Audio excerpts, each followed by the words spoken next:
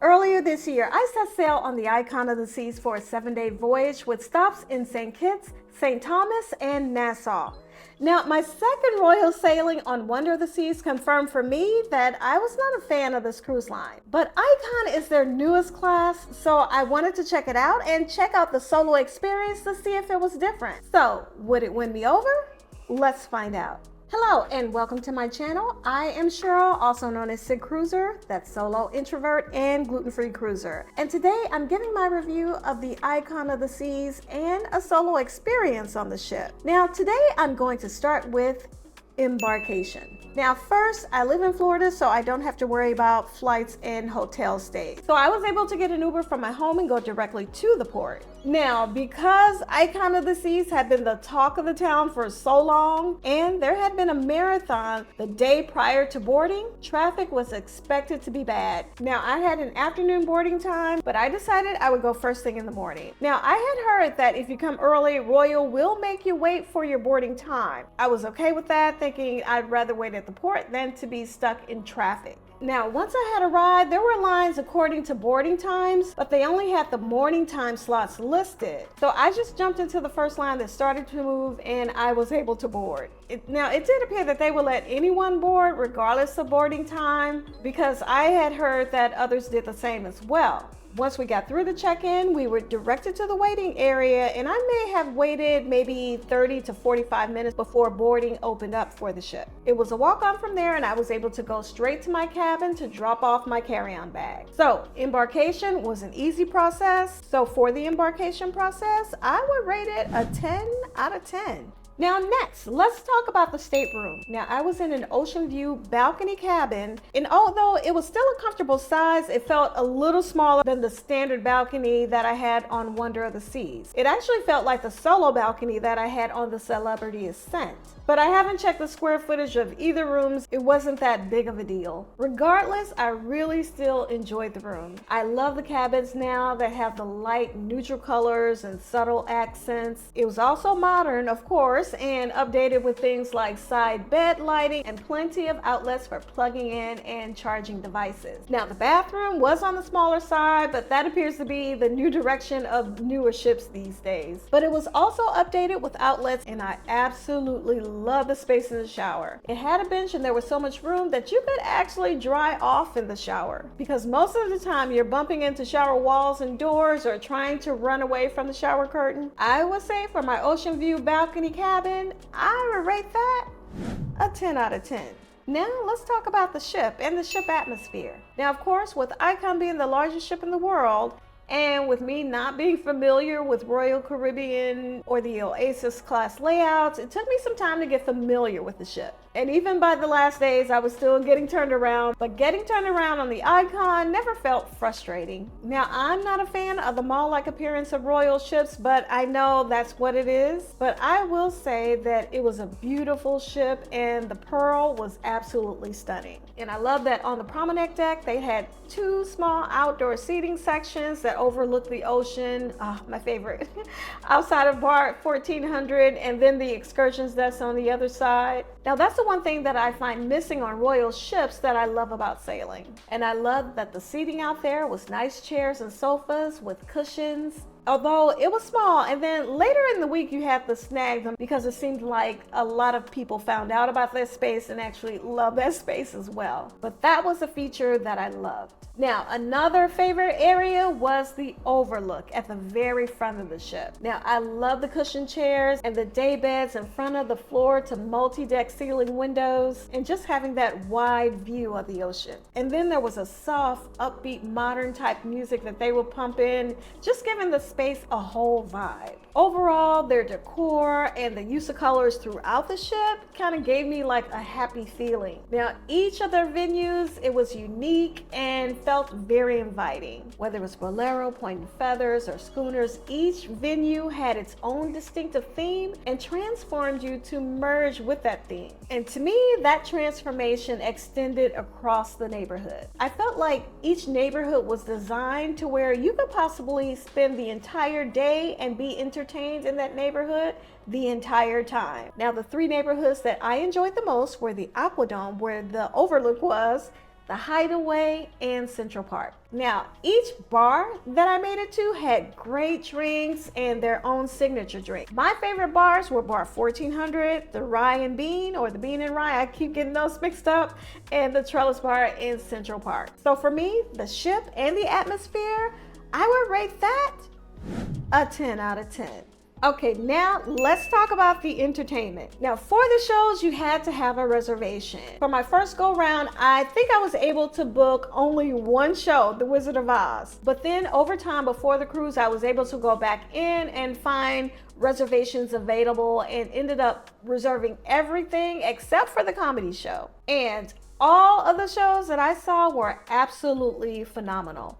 Engaging, entertaining, and I love the details such as the full orchestra for The Wizard of Oz and the aerials in the show. The a cappella group Mosaic, all of the shows had wow factors to me and was by far the best shows that I have seen on any ship. Now, as far as the comedy show, I did go one night and got in the standby line and I was able to get in. Now, I do understand that that is an option if you're not able to make a reservation. Sometimes you can get in, sometimes you can't. But the comedy show was good too. Now, it wasn't the best comedy that I've seen on the ship, but it was good. But also now, like the entertainment around the ship. Now, I'm a big fan of live bands and singers, and I thoroughly enjoyed the entertainment they had on board, whether it was at Eden, Boleros, or the singers on the promenade. I absolutely enjoyed it. And also, I felt there was plenty of entertainment. They had plenty of things going on, whether it was pool parties on the pool deck or a parade in the promenade. Not that everything drew a big crowd, like that evening pool party, for example.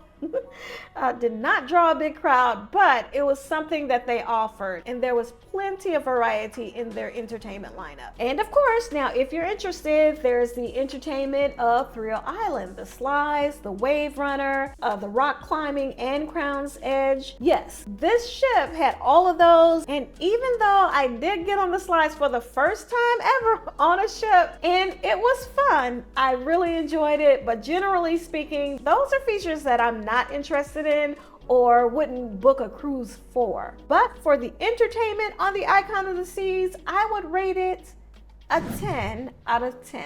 Now, let's talk about the solo experience on the Icon of the Seas. Well, I hope that you are enjoying this review so far. If you are, I hope that you will like this video. And if you haven't already, I hope that you will subscribe to the channel and click the notification bell so that you'll know when I publish a fresh new video. All right, there is no way to put it. The solo experience on the Icon of the Seas was trash. Nothing else to say about it. Now, there was a solo meetup listed to be at bar 1400. Now, that was a perfect bar for a solo event. Well, not only was it unhosted, but there was no sign, and it was not obvious that people were there for a meetup when I went. It looked the same as any other time you would walk up to a bar. You just see people randomly seated around the bar, some engaged in conversation with the person that's next to them. So there was nobody like gathered up like they were waiting for an event to happen. And I'm not one to go around asking people if they're there for a meetup or anything like that. So for that, now the Icon would get a 0 out of 10. However, I really don't care about the solo meetups. I've attended them to share what they're like, and I do think that they're great for meeting others, but that's not really my thing outside of sharing the experience. I'm really not likely to go to a solo meetup, so that wasn't really a loss to me. But if you're looking for an easy way to find and connect with other solos, the Icon doesn't have that, or at least it didn't have it on my sailing. Now, with that being said, I do think there are a lot of choices for every type of solo cruiser on Icon. It's great for the roaming solo who likes to go from spot to spot, event to event, eats to eats, plenty of things to do without getting bored. And then also for the introvert solos who look for quiet nooks and crannies. Well, there aren't many hideaways, but there are nice spots like the Overlook, Pearl's Cafe, or the nice little spot in Central Park with the rockers. There are lots of spots to get away to be by yourself. And for both types of solos, even hanging out at the all adults area, the hideaway, or grabbing a chair at the Swim and Tonic, or just around any pool on the main deck. I would say those options make for a pretty nice experience for any type of solo. So I think the solo experience is great for the independent type of solo cruiser, but maybe not so much for the cruiser who is looking for an easy way to find and meet other solos. And now, because the solo meetup is not a deal breaker for me, I rate the solo experience a 10 out of 10. All right, now the gluten-free experience. Now, I was highly disappointed about the gluten-free options on Wonder of the Seas, and that's a major factor of why Royal is one of my least favorite cruise lines. I don't want to have to only go to the dining room to eat well, and I don't want to eat the same soup and salad all the time if I'm outside of the MDR or the buffet. So I was skeptical of the Icon of the Seas for this. But now, the one thing that I did absolutely love on the Wonder of the Seas was the gluten-free pizza at Sorrento's. So I was looking forward, especially for my first meal, to get on Icon of the Seas and to go to Sorrento's for that gluten-free pizza. Well, of course, that was the first stop I made, and the gluten-free pizza was trash. Have you ever been to a restaurant, you have a favorite dish and you get it all the time you go, every time you visit, you get that dish, or most of the time when you go, you get that dish and you look forward to it. And then the one time that you go and they change the recipe and you're asking why. And it felt like that was the case here. Now on the Wonder of the Seas, the crust was thin and crispy and it didn't taste like gluten-free pizza. But on the Icon, the crust was a little bit thicker and chewy, and it just did not taste great. So once again, right off the bat, I was disappointed with Royal Caribbean gluten-free food. But I'm happy to say that was actually the worst experience and the only complaint that I had. Well, I did have El Loco Fresh and I wasn't crazy about that. So I already knew that from Wonder of the Seas, so that was to be expected. But one of my favorite non-dining room spots was the Aquadome Market. They had a variety of cuisines and just small, like little tiny dishes, and that was all that I needed. They had Asian, they had Mediterranean. Each station they had there had a gluten-free option or two. I went there a few times on my cruise and I only repeated dishes because I really wanted to repeat those dishes because I really enjoyed them. And the Windjammer. Now, the Windjammer buffet did have a dedicated gluten-free station, but the options were slim. But after talking with the food operations manager, he explained that the gluten-free buffet, it wasn't meant to be an end-all solution for gluten-free dining. There were still plenty of gluten-free options to choose from on the buffet. I can see the gluten-free station being the safest option for celiacs, even if it didn't offer a wide variety of choices. If they liked the choice there, it would give them probably an extra comfort knowing that it was a dedicated station. Now, I may have gotten a thing or two from the gluten-free buffet, but I mostly got items from the regular buffet, things that are usually naturally gluten-free, and I ate well. Most of the time, you can get someone from the staff to take you around the buffet to point out things that are gluten-free, but I just kind of stuck with just regular protein like your steak or your hamburgers or your chicken and vegetables, things like that that I knew were naturally gluten-free. To me, they were well seasoned and I enjoyed it very much. But I did get my toast and all of my desserts from the gluten-free station, and that's when I really appreciated the gluten-free station. So I only went to the dining room once, but I really did enjoy it. So on the Icon, unlike Wonder of the Seas, I didn't feel like my options were only in the main dining room. I felt like I had a variety of options around the ship. Oh, and I did find the gluten-free pizza from Wonder of the Seas. That pizza is now at a Slice of Paradise at the Hideaway at Coco Cay.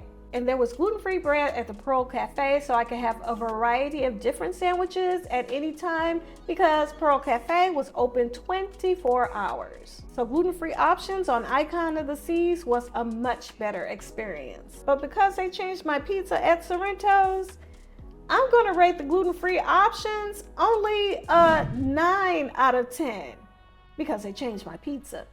Debarkation. Now, Debarkation was a breeze as well. Usually I don't have a problem with Debarkation because I carry on and I carry off, and I like to be one of the first ones off the ship. So I get off the ship at the first available option to get off the ship, and usually it's not a crowd. I'm able to get an elevator, and at that time there's usually no congestion. So no issues for me with Debarkation, so I will rate that a 10 out of 10. So what is my overall rating? Well, I know if you've hung with me for this long, you're going to be surprised by this overall rating. Now, my cruise aboard the Icon of the Seas was a great sailing experience, and I would give it a rating of 10 out of 10. Now, the primary factor behind this rating for me are the great gluten-free options outside of the main dining room and even on the promenade. That's where I had the biggest problem on Wonder of the Seas. Having good food options available makes you take your mind off of worrying about what and where you're going to eat, and that allows you to focus on the ship and having a great time. But also, even if it was just a tiny bit more, I love that the Icon had even slightly more views of the ocean on the ship. At Pearl Cafe, at Central Park, the Overlook, the jogging track, all in addition to the upper decks. It wasn't a lot within the ship, but it was a little bit more, and I really did like that. And I love the look and feel of the ship, and just having so many options for entertainment or for finding a lone space to myself without having to go to my cabin. So would I sail again? Yes, I would sail the Icon of the Seas again if the price was lower. I do think it's a great ship and I loved it, but for me, for what I would pay to sail solo on the Icon in the balcony, now when I went, the total on that cabin was about $3,100. Now if I do a search from today to all the way out to 2026, the lowest price that I see currently available for an Oceanview balcony cabin is $4,351. Although I had a great time on Icon of the Seas and I loved it, no, I would not pay that price to sail again. And especially because in paying that price, I feel like I'm paying for a lot of features that I really don't take part in or that I really don't use. So I would rather take that money and do maybe a more premium line or a luxury ship. Another cruise line where I would enjoy most or all of the amenities a little bit more than I did on Icon of the Seas. But I will say, if I were ever to book Royal again, the Icon of the Seas right now is the only ship that I would want to book from the Royal Caribbean Cruise Line. But that's just me. I do hope that you enjoyed my review of the Icon of the Seas. As you will see, my overall rating of the ship is based on me and my likes. I hope that you will consider that in my review and any other reviews that you watch. I think reviews are great for giving you insights on what a cruise ship experience might be like, but I hope that you would never let my review or someone else's review make you decide not to cruise on a particular cruise line or a particular cruise ship. With that being said, until the next video, I will see you soon. Bye-bye.